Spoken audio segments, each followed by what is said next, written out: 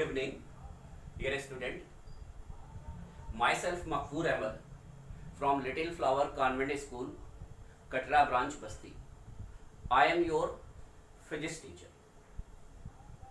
देखिए आज हम क्लास 9th में फिजिक्स के बारे में एक्सप्लेन करेंगे. देखिए साइंस आपका एक सब्जेक्ट है क्लास 9th में, और साइंस के 3 पार्ट हैं. आपका फिजिक्स है, केमिस्ट्री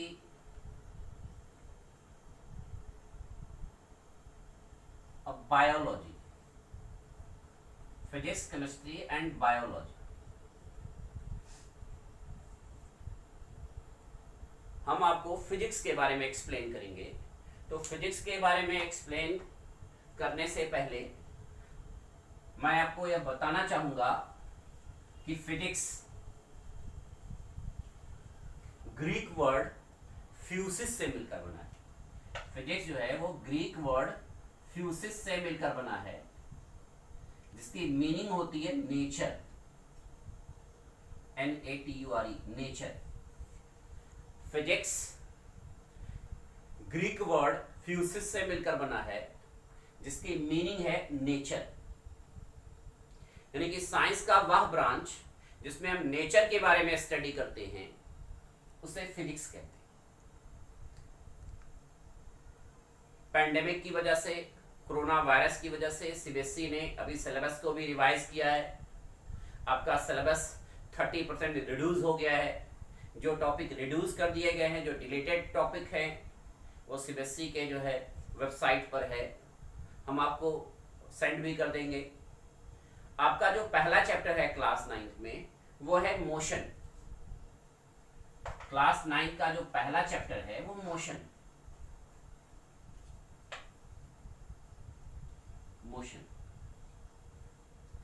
मोशन में जो सबसे पहला टॉपिक है आपका state of rest.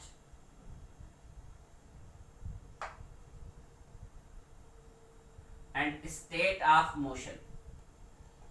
State of rest और स्टेट ऑफ मोशन. तो स्टेट ऑफ रेस्ट के बारे में हम समझेंगे, इसे कैसे डिफाइन करना है. if a body or an object does not change their position with respect to time, this is known as state of rest. If a body does not change their position with respect to time, this condition is called state of rest. अगर कोई body अपनी position को time के respect में नहीं change कर रही है तो स्टेट ऑफ रेस्ट में होगी. टाइम बढ़ रहा है, पोजीशन नहीं चेंज हो रही है. जैसे इस समय अगर आप अपने घर पर हैं तो आपकी पोजीशन टाइम के रिस्पेक्ट में नहीं चेंज हो रही है, यानी कि surrounding home with respect to time you are a rest position. अभी 6 o'clock पर 6 बजे शाम को आप घर पर थे, 7 o'clock पर भी आप घर पर हैं.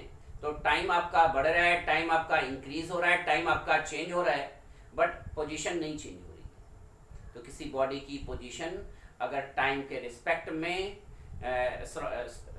सराउंडिंग के रिस्पेक्ट में अगर पोजीशन नहीं चेंज हो रही है तो बॉडी स्टेट ऑफ रेस्ट में होगी. स्टेट ऑफ मोशन क्या है? If a body change their position with respect to time is called state of motion. दो तरह के स्टेट हैं, दो तरह की पोजीशन होती है. एक स्टेट ऑफ रेस्ट है, एक स्टेट ऑफ मोशन है. अगर बॉडी टाइम के रिस्पेक्ट में, सराउंडिंग के रिस्पेक्ट में अपनी पोजीशन को नहीं चेंज कर रही है तो वो स्टेट ऑफ रेस्ट होगा.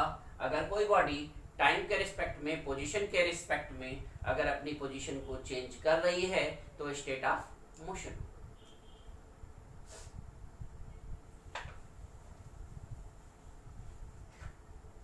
अब स्टेट ऑफ रेस्ट और स्टेट ऑफ मोशन के बाद जो नेक्स्ट टॉपिक आपका है डिस्टेंस.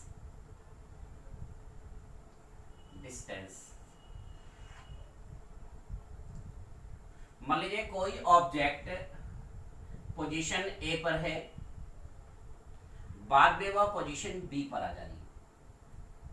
तो the actual path length covered by body, और ए से लेके बी तक का जो डिस्टेंस है मान लीजिए 5 मीटर, तो जो actual path length covered by body और an object is known as distance.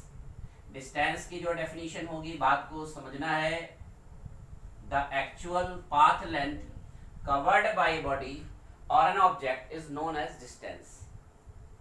Displacement लेंगे तो डिस्प्लेसमेंट जो है हमारा वो शॉर्टेस्ट डिस्टेंस होता है। The distance between final position to the initial position is known as displacement. जैसे मान लीजिए एक बॉडी है ए, वो पॉइंट सी तक पहुंच रही है, उसका जो पाथ है ए से बी और बी से सी। ए से बी तक पहुंचने में वो 4 मीटर का डिस्टेंस कवर कर रही है, और बी से सी तक पहुंचने में 3 मीटर का डिस्टेंस कवर कर रही है, और ए से सी तक का जो फाइनल डिस्टेंस है वो 5 मीटर है। पाइथागोरस थ्योरम से अगर हम कैलकुलेट करेंगे तो 4 स्क्वायर प्लस 3 स्क्वायर 16 प्लस 9 25 कर देंगे, 25 का स्क्वायर रूट 5 मीटर। 5 मीटर ये डिस्टेंस डिस्प्लेसमेंट, यानी कि जब आप डिस्टेंस लेंगे तो टोटल पाथ लेंथ लेंगे, distance is equal to A B plus B C, यानी कि आपका हो जाएगा 4 plus 3 is equal to 7 meter, यानी कि डिस्टेंस जो होगा बेटा आपका वो 7 मीटर होगा। बट आप डिस्प्लेसमेंट लोगे, displacement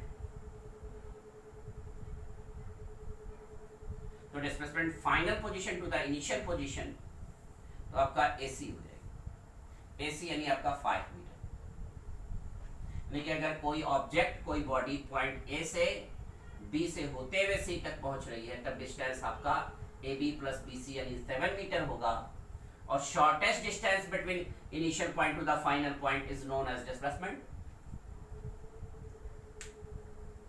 the shortest distance between to the final point to the initial point is known as displacement. Displacement जो है वो शॉर्टेस्ट डिस्टेंस। एक इंपॉर्टेंट टॉपिक और है डिस्टेंस और डिस्प्लेसमेंट से रिलेटेड, ये जानिए आप लोग। डिस्टेंस आपका स्केलर क्वांटिटी, डिस्टेंस जो है आपका बेटा वो स्केलर क्वांटिटी, स्केलर क्वांटिटी।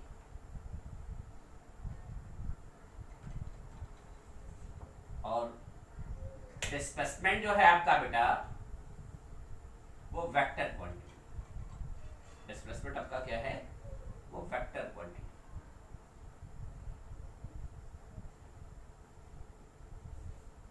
अब हम आपको पहले स्केलर क्वांटिटी और वेक्टर क्वांटिटी के बारे में बताएंगे। उन आप कहेंगे मकफूर सर ने हमें बताया कि डिस्टेंस स्केलर क्वांटिटी है और डिस्प्लेसमेंट हमारा वेक्टर क्वांटिटी है, तो स्केलर क्वांटिटी और वेक्टर क्वांटिटी क्या है? तो स्केलर क्वांटिटी आप समझिए, विच quantity have only magnitude, no direction. This types of quantity is known as scalar quantity. ऐसी क्वांटिटी जिसमें केवल मैग्नीट्यूड हो, उसकी न्यूमेरिकल वैल्यू हो, उसमें कोई डायरेक्शन ना हो, तो आपका स्केलर क्वांटिटी होगा। यानी कि डिस्टेंस में केवल आपका मैग्नीट्यूड है, डायरेक्शन नहीं है। जैसे आपने कहा आज हमने 5 किलोमीटर बाय फुट वॉक किया, उसमें आपने डायरेक्शन के बारे में नहीं बताया, तो ये आपका डिस्टेंस है। और vector quantity, which quantity have both magnitude and direction is known as displacement. Which quantity have both magnitude and direction is known as vector quantity. तो वेक्टर क्वांटिटी आपका डिस्प्लेसमेंट है, और डिस्टेंस जो है आपका वो स्केलर क्वांटिटी। दोनों के कैरेक्टर को समझेंगे। डिस्टेंस आपका ओनली पॉजिटिव होता है, डिस्टेंस आपका नेगेटिव नहीं होता। डायरेक्शन चेंज होने पर पॉजिटिव नेगेटिव नहीं होगा। डिस्टेंस ऑलवेज आपका पॉजिटिव होता है, डिस्टेंस कभी आपका जीरो नहीं होता। बट डिस्प्लेसमेंट आपका जीरो होता है। नेट डिस्प्लेसमेंट आपका जीरो हो सकता है, पॉजिटिव भी हो सकता है, नेगेटिव भी हो सकता है। मान लीजिए आपका जो घर है, आपका जो होम है, वो LFCS little flower convent school Katra branch से 2 किलोमीटर के डिस्टेंस पर है।